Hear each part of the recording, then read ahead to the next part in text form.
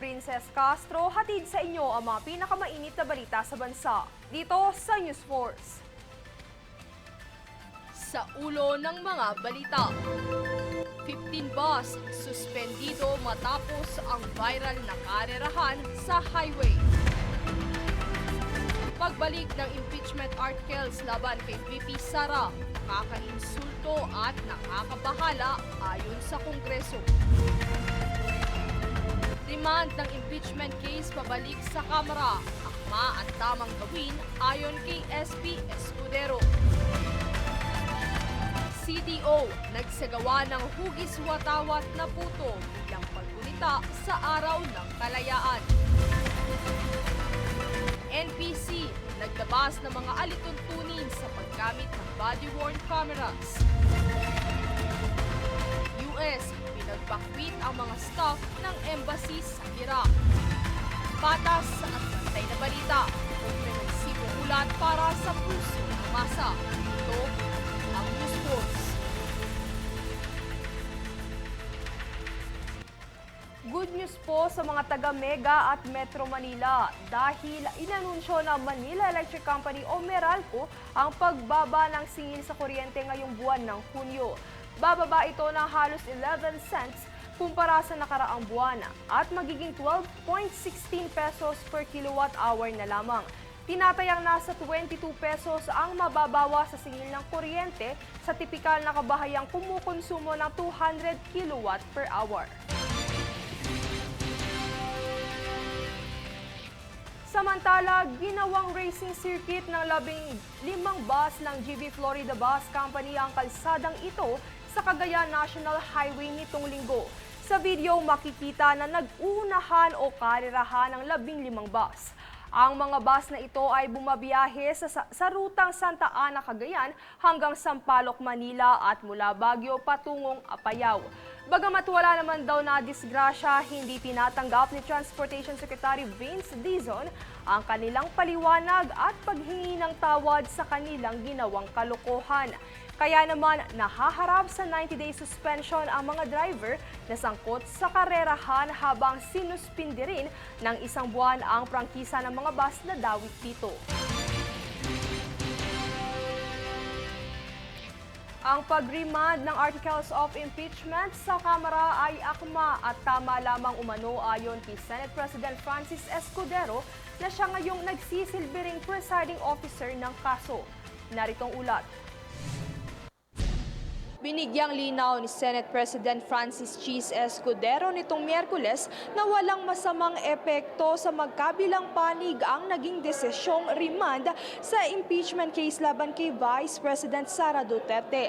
Dahil din dito anya ay masasagot na ang mga agam-agam gaya ng pagtawid ng kaso sa 20th Congress at ang binding ng 2 Kongreso. In fact, mapapabilis pa dahil habang nakareses kami, habang walang trial, habang hindi pa pumapasok ang ika-20 Kongreso, ay magagawa na nila to at mapaghahandaan. Dahil baka mamaya, si Senator Bato ay bahagi pa rin, si Senator Cayetano ay bahagi pa rin ng 20th Congress. Kung hindi namin to ginawa ngayon, paano pag ginawa nila yun pagpasok ng 20th Congress Impeachment Court? E doon pala magsisimula yan? Hindi ba magandang nasimulan na yan ngayon at baka matapos na rin yan ngayon at matuldukan na ngayon? So, asan yung delay? Kaugnay nito ay giniit din ng tagapangulo ng Senado na walang karapatan ng Kamara na tanggihan ang pag-remand ng Articles of Impeachment dahil sa ang Senado ay nag-convene bilang isang impeachment court na mas mataas kumpara sa prosecutors ng Kongreso. Wala rin umano silang gagawin habang naghihintay sa tugon ng prosecutors at ng vice-presidente.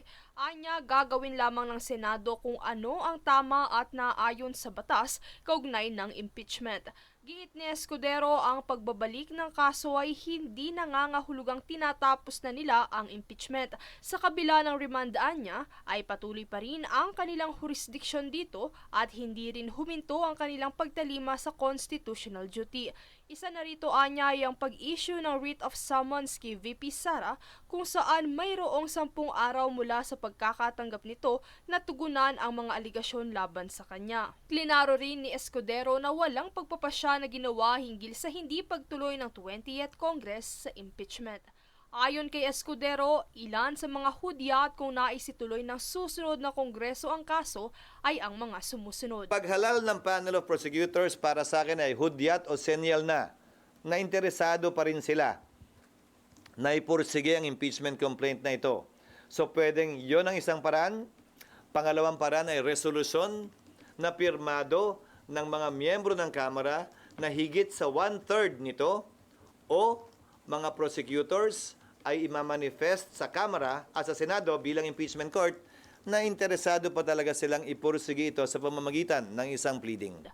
Samantala, matatandaang naging mataas ang emosyon ng ilang mga senator judge nitong Lunes, partikular sa pagitan ni Senator Joel Villanueva at Senator Robin Hood Padilla. Kalaunay nagkaayos naman ang dalawa kaya hindi na kinailangan pang mamagitan ni Escudero. Ayon sa senador, normal lamang ang magkaroon ng girian sa pagitan ng mga mambabatas dahil sa pagkakaroon ng magkakaibang opinyon at panig na kinakatigan. Princess Castro nag-uulat para sa Golden Nation Network.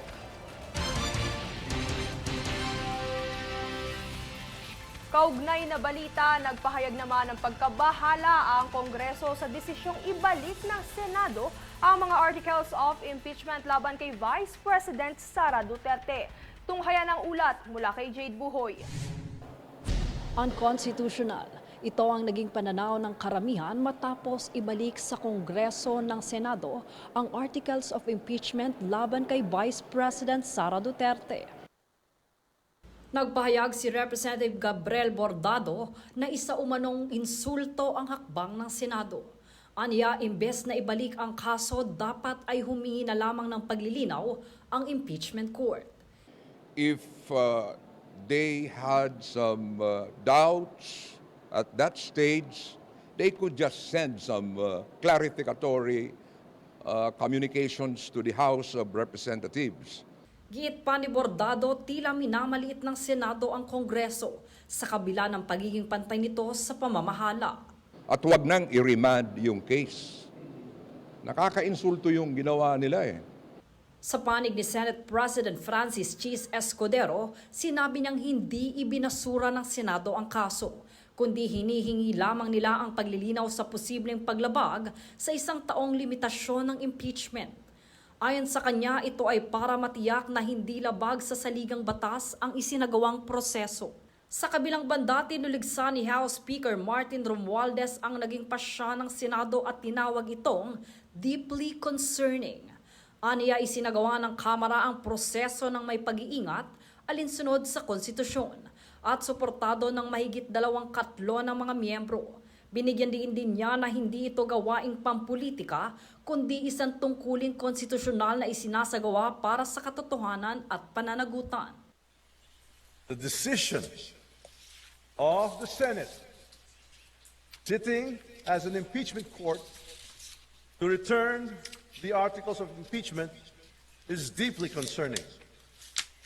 These articles were transmitted by the chamber in accordance with the Constitution and with the overwhelming support of 215 members who answered the people's call for accountability.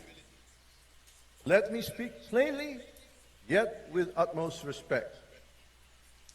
The House of Representatives acted not out of haste, but with deliberate care.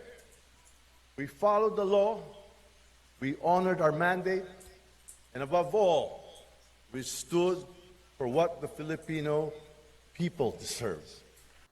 Ayon pa rito, hindi tatalikuran ng Kamara ang kanilang mandato, bagkos ay patuloy silang kikilos ng may dignidad. Dagdag pa niya na ang hakbang na ito ay hindi para sa sarili kundi para sa bayan. Ayon naman sa prosecution panel sa Kamara, hindi maaaring bawiin o amyendahan ang naipasa nilang articles of impeachment. Paglilinaw ni Representative Jerbil Luistro, tapos na ang papel ng Kamara at wala sa kapangyarihan ng Kongreso ang bawiin o baguhin ang kanilang ipinasa. what I said earlier, we are deferring the receipt until we are clarified on the actions taken by the Senate last night. Samantala, bago ang mga pahayag na ito, ginanap ang isang ecumenical mass noong tanghali ng June 11 kung saan binasbasan ang mga articles of impeachment. Ito ay bilang simbolo ng paninindigan ng Kamara para sa katotohanan at katarungan. Jade Buhoy, nag-uulat para sa Golden Nation Network. Naglabas naman ng mga alituntunin ang National Privacy Commission o NPC sa pagproseso ng personal data sa paggamit ng body-worn cameras at iba pang mga similar na devices. Layunin nitong matiyak na ang mga teknolohiyang layong pahusayin ang transparency at pananagutan ay hindi hahantong sa unwarranted surveillance o panghihimasok sa privacy. Epektibo ang nasabing alituntunin nitong Martes na itinakdang requirement para sa mga law enforcement, security personnel, kabilang ang mga vlogger na nagsusuot ng bodycam at ibang recording devices.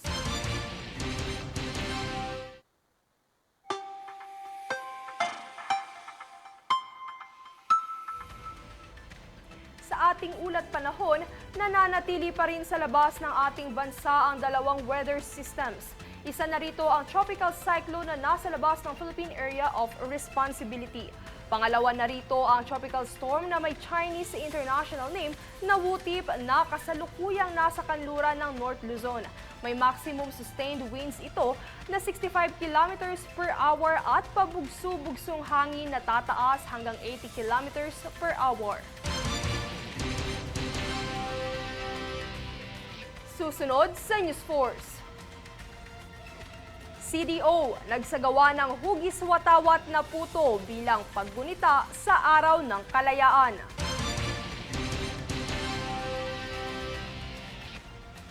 Southern Baptist ipinapatigil ang same-sex marriage sa US.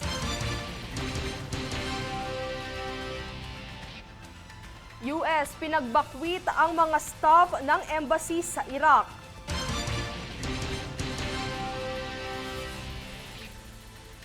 Manatiling nakatutok para sa higit pang mga balita sa pagbabalik ng News Force.